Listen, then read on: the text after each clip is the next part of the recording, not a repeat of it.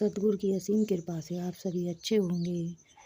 महापुरुषों, यदि आप चैनल पर नए आए हैं तो चैनल को सब्सक्राइब कीजिए और वीडियो को लाइक कीजिए और कमेंट में धन निरंकार लिखना न भूलिए और वीडियो को अंत तक देखिए। आज के विचार, संतों का जीवन।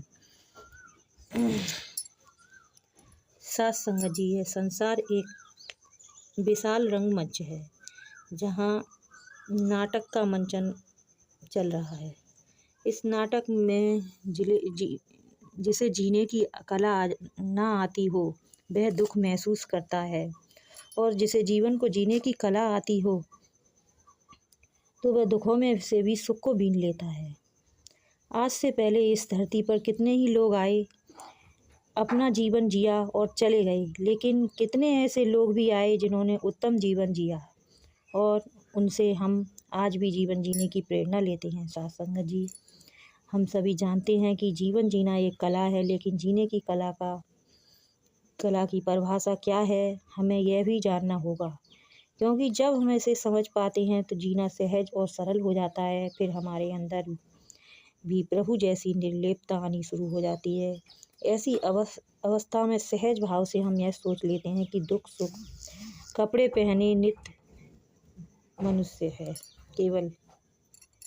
साथ संगत जी, यदि हम कोई काम करते हैं तो साथ संगत जी, वो जब तक हमारी समझ में नहीं आता है तब तक हमें वो कठिन लगता है और वह हमारे दुख का कारण बनता है। साथ संगत जी, जब हमारी वो समझ में भर जाता है तो वो हमें खुशी महसूस देता है।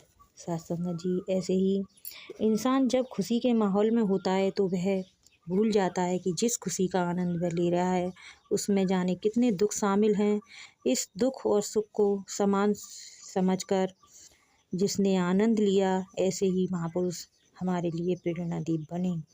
कुछ समय पहले एक वयोवृद्ध महात्मा जी ऐसे ही गंभीर जीवन की चर्चा चल रही थी तो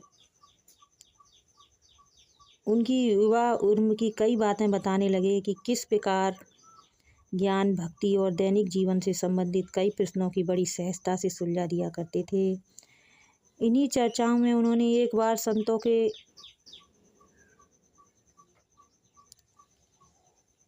राजनीतिक लोकतंत्र का अंतर बड़ी खूबसूरती से स्पष्ट किया था। उन्हीं दिनों संत जी राजनीतिक लिखा एक लेख बहुत लोकप्रिय हुआ, जिसमें उन्होंने स्पष्ट किया राजनीतिक लोकतंत्र का आधार ईर्ष्या है और इसका केंद्र निजी स्वार्थ है, जबकि संतों का लोकतंत्र अपनत्व एवं प्यार पर आधारित है और इसका केंद्र सबके हित में मेरा हित। राजनीतिक लोकतंत्र ने बताया कि मुझे सबके समान अधिकार प्राप्त हैं, जबकि संतों का लोकतंत्र समझाता है कि सबको समान अधिकार हैं। राजनीतिक लोकतंत्र की शिक्षा है कि हम किसी से कम नहीं, जबकि संतों की सिखलाई के अनुसार कोई भी मेरे से कम नहीं। राजनीतिक लोकतंत्र में जागरूकता का प्रतीक है कि किसी को मुझसे अधिक अधिकार नहीं मिलने चाहिए, जबकि संतों की समानता का आधार यह है कि विचारधारा है कि किसी कारों का मुझे क्या हक।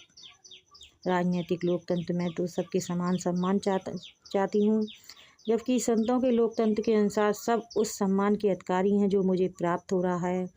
राजनीतिक लोकतंत्र के अधिकार में कर्तव्यों पर हावी होता है, जबकि संतों का लोकतंत्र सुख सुविधाओं को बांटने में विश्वास रखता है।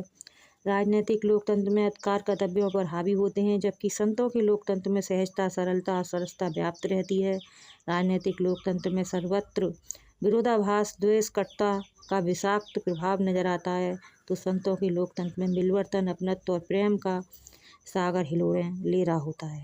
ध्यान साथ संगत जी, हम अगर ध्यान से देखेंगे तो पाएंगे कि उक्त कथन का उद्देश्य बल्कि वह पूरा का पूरा निजी अनुभव पर आधारित था, जो भले ही वर्षों पूर्व सोचा और लिखा गया, लेकिन वह आज भी उतना ही प्रासंगिक जितना उस समय था। गुरु नानक देव जी का कथन, नाम खुमारी नानका, चढ़ी रहे दिन रात को पढ़ना ही नहीं जीना चाहते हैं वे। हर जन ऐसा चाहिए जो हरि ही जैसा होए। का हाथ पांव से काम कर चित्त निरंजन नाल को जीवन में उतार कर जीवन के पल पल का आनंद लेने की वो अवसर है। वो एक बहुत ही महत्वपूर्ण बात कहा करते थे कि सुख की घड़ी में सुमरन को भूल जाना और दुख में प्रभु को कोसना यही दुख का मूल कारण है। दुख में प्रभु का सुमरन करने से दुख की अनुभूति क्षीण हो जाती है और सुख की घड़ी में सुमरन ना करने से विपत्ति आने की संभावना बढ़ जाती है। महात्माओं के जीवन जीने की कला से हमें यह पता चलता है कि सुख और दुख में वास्तविकता में इंसान को जीवन कैसे जीना चाहिए। प्रेरणास्पद जीवन जीने वाले महापुरुषों ने सद्गुरु से कृपा से स्वयं जीवन जिया और औरों को जीवन जीने की राह दिखाई। भक्त सद्गुरु की शिक्षाओं पर चलते हैं और सभी के लिए प्रेरणादायक बनते हैं। साथ संगत जी हमारी सद्गुरु की यही सिखलाई है कि खुद भी जियो और औरों को भी जीने दो। साथ संगत जी प्यार से कहिए धन निरंकार जी।